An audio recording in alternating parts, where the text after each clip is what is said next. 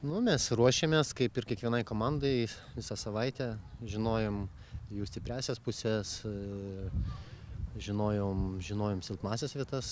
Šiandien, galima sakyti, taktinis mums žaidimas, taktinis įsidėstymas ir visas pats žaidimas pavyko, tuo pasiekoja pergalė. Prieš tai 6 rungtynes žaidėte, kaip ir išvykoje.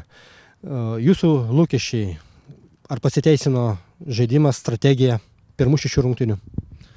Taip, mes žaidėme pirmas, galima sakyti, 6 rungtynės išvykoje. Aišku, rezultatai tikrai neblogi, pasiektos pergalės, tik vienas pralaimėjimas ir lygiosios. Manau, kad tikrai pradžia nebloga.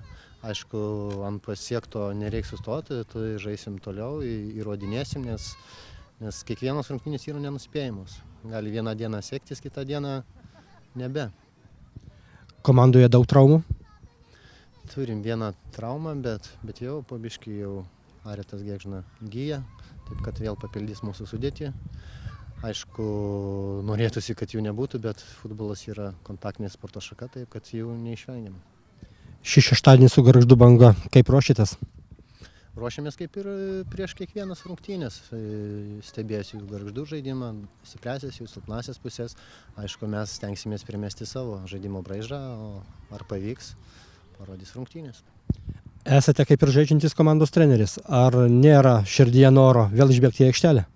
Tikrai yra, nes tokia nuostabi Jonavos veja. Tikrai labai norėjusi, bet šiandieną žaidėjai įrodė, kad man nereikia eiti į aikštę ir net neleido man eiti.